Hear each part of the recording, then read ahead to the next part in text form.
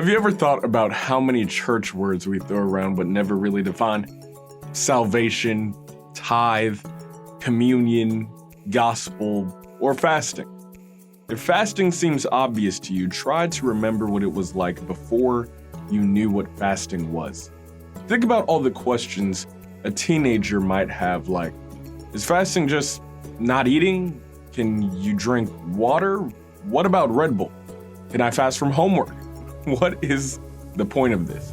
And there are even tougher questions we adults need to consider, like, how do we talk about fasting when teenagers are already wrestling with body image or eating disorders, or don't have enough food to eat at home, or experiencing food insecurity from past trauma, or they have medical conditions that make fasting from food dangerous?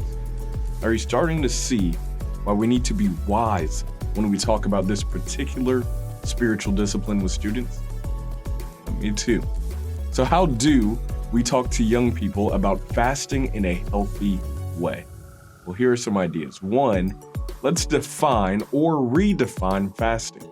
Try telling students that fasting is a temporary discipline that can help us grow closer to God.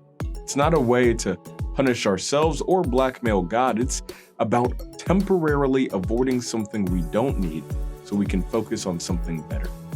2, decide what to give up.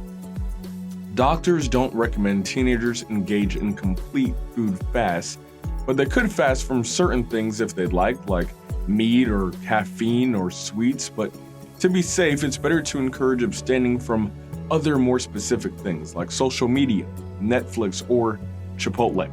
They could even fast from talking back to their parents, or fast by giving away clothes or possessions they don't need. 3, decide on a goal. Fasting is more about what you can gain than what you give up. So help them set goals for what they'll do, like reading or praying, being silent, or encouraging someone. 4, decide on a time frame. Keep it short. You can grow a lot even in a week. And 5, debrief. Afterward, ask how it went. Was it harder than they thought? What did they discover or experience? You really can introduce teenagers to spiritual disciplines like fasting in age-appropriate ways. It'll take extra intentionality and wisdom, but it matters.